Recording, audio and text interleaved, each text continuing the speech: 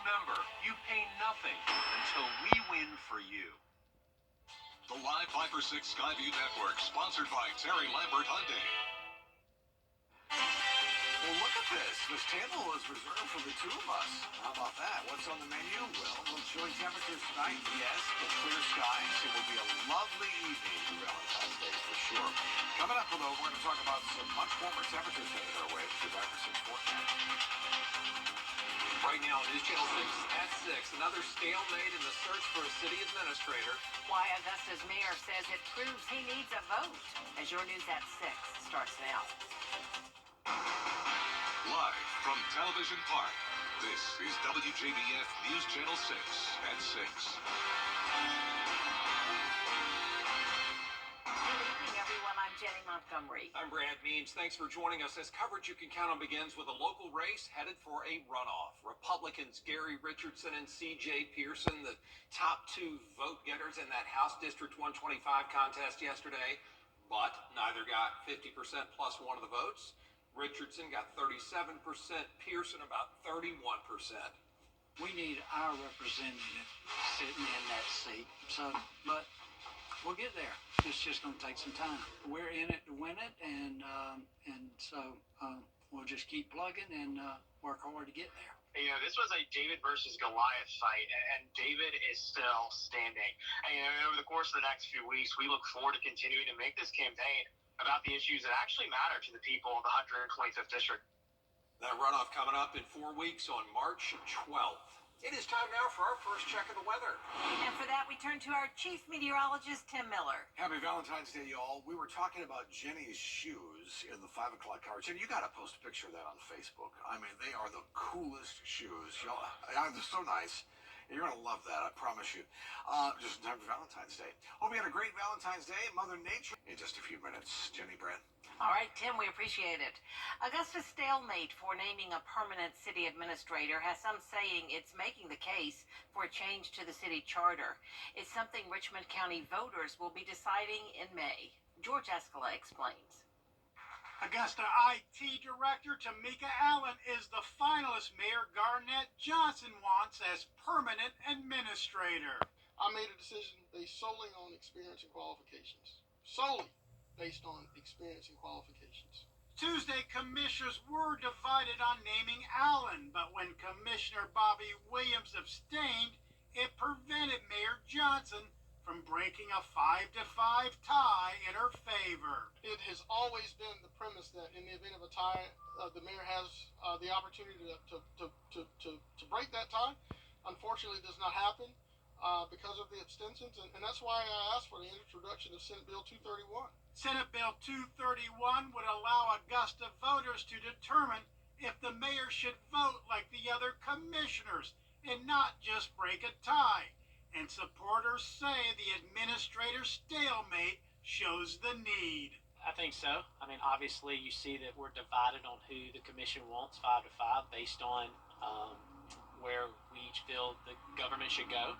And I think this just makes a stronger case for the aspect of the mayor getting a vote. Commissioners also nominated interim administrator Takia Dowse, and the vote was 5-5, allowing the mayor to vote against her. You're asking the citizens of Augusta Richmond County to give you a vote in a referendum.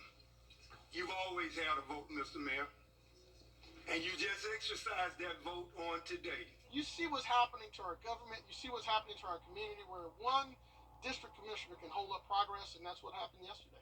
And Augusta will vote on the mayor vote in May. In Augusta, George Escala, WJBF, News Channel 6. Coverage you can count on continues with the possibility of red light traffic cameras coming to Augusta. The city's Engineering Services Committee weighed some of the pros and cons at a meeting yesterday. Some city leaders and people who live here are on board. Others, not so much. Hannah Latier joins us now live from the Wheeler Road, Robert C. Daniel Parkway intersection with more details. Hannah? Jenny, those traffic light cameras could make you think twice about speeding up to catch a yellow light, unless you want to get a ticket in the mail. Commissioner Catherine Smith McKnight is pushing for the cameras, saying they should reduce speeding and accidents. But Commissioner Tony Lewis is worried about the price.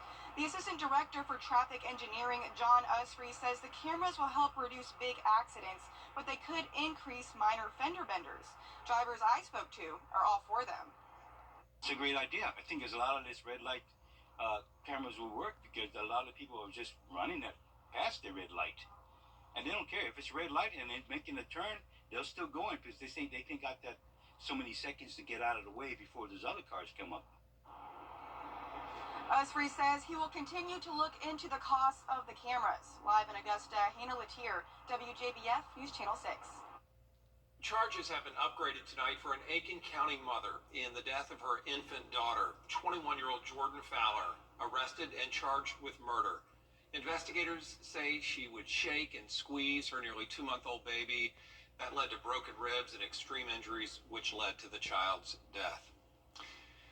A hit-and-run suspect is in custody in Waynesboro tonight. Deputies say Charlie Lane was driving a truck when he hit an adult and 3 children. They were trying to cross the street at 6th and Liberty in Waynesboro last Friday.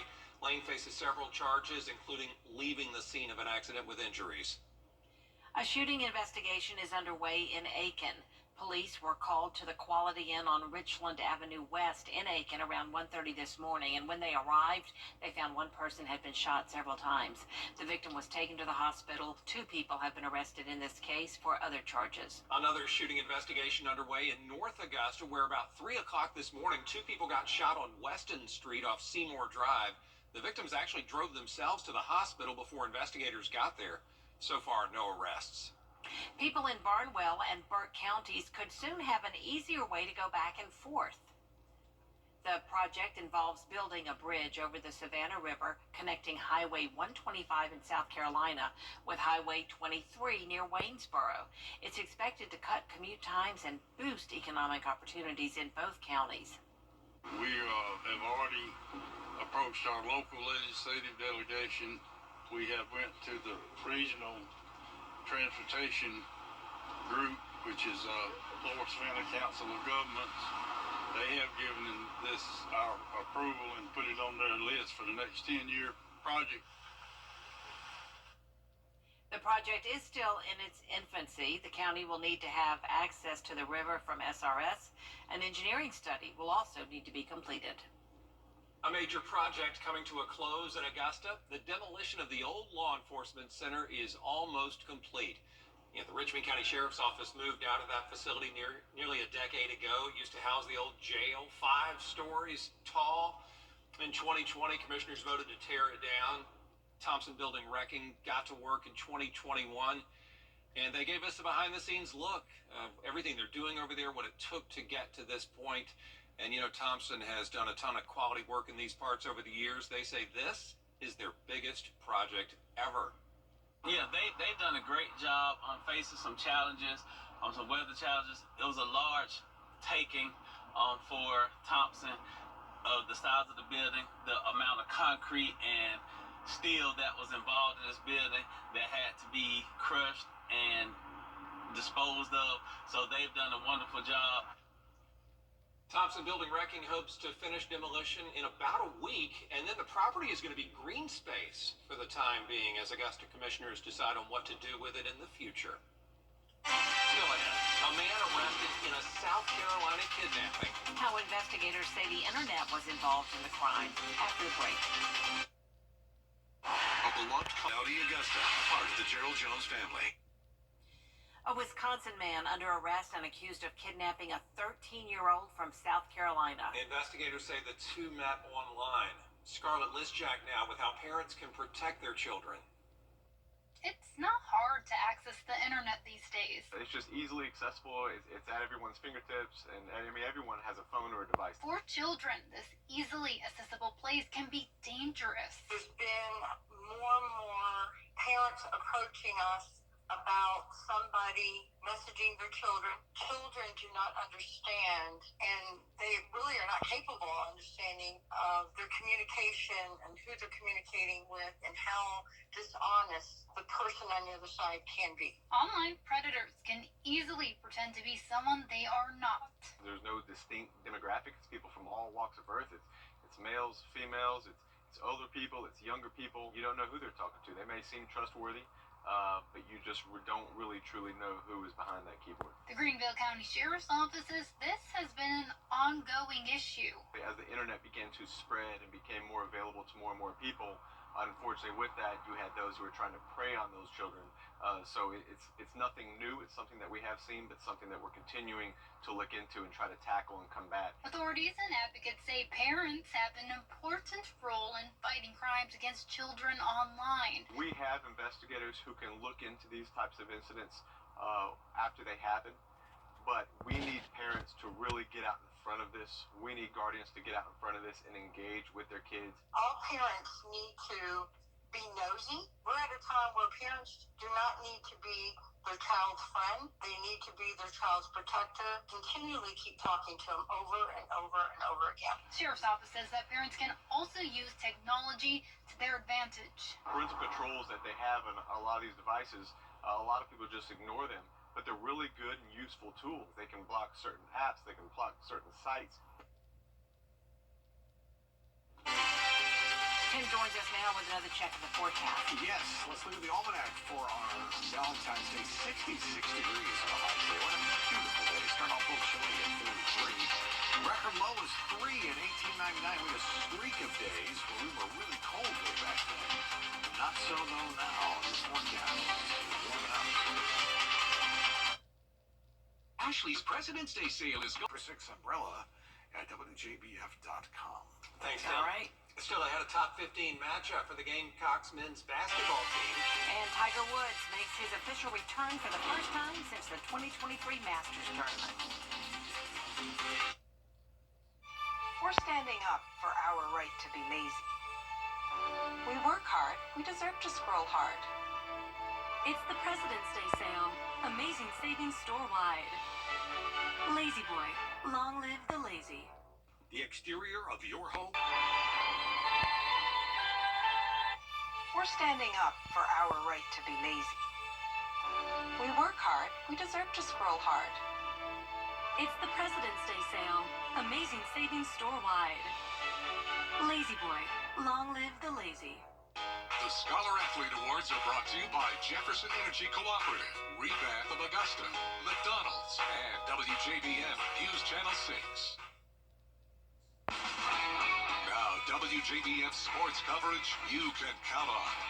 Big test tonight for the South Carolina men's basketball team. The number 11 Gamecocks visit number 13 Auburn on the Plains. The Tigers have won 5 straight in this series, but South Carolina on a roll. They've won 7 straight SEC games for the first time since 1996-97. 9-2, tied for first in the SEC with Alabama, and 21-3 overall. Freshman forward Colin Murray Boyle's a big part of the success, and he's the reigning SEC Freshman of the Week. Oh man, 7 in a row is hard, especially in this league, one of the best leagues. So, you know, just it's good. Like, it feels great. Like seven in a row, it feels great. But we still got a tough opponent coming up, so just staying down, staying humble and hungry. 8:30 tip-off on the SEC Network. High school state playoffs continue in South Carolina tonight. The 4A and 1A boys and the 2A girls. Several local teams moved on last night, including the boys from Fox Creek and Strom Thurmond, and the girls from North Augusta, Denmark, Olar, and McCormick. We'll have highlights tonight at 11.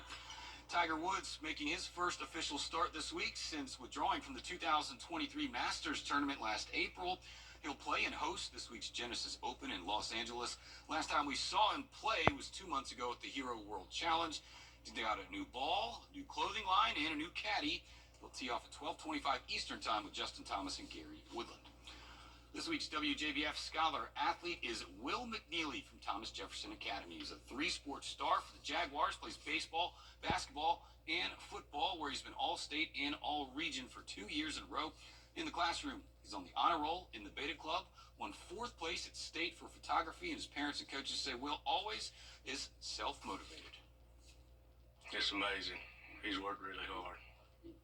Yeah, he's a pretty special kid. It's nice to see him get recognized for all of his hard work. Will's very self-motivated. He's in the weight room on his own. Besides at school, he gets all of his work. I don't have to push. We don't have to push him to do his stuff. So it's special to see him get this award. My mom and my dad, especially my brother, because I always wanted to be better than him, and my coaches, they always push me too. So it's just great to know that everybody will know that I've worked hard to get to this point.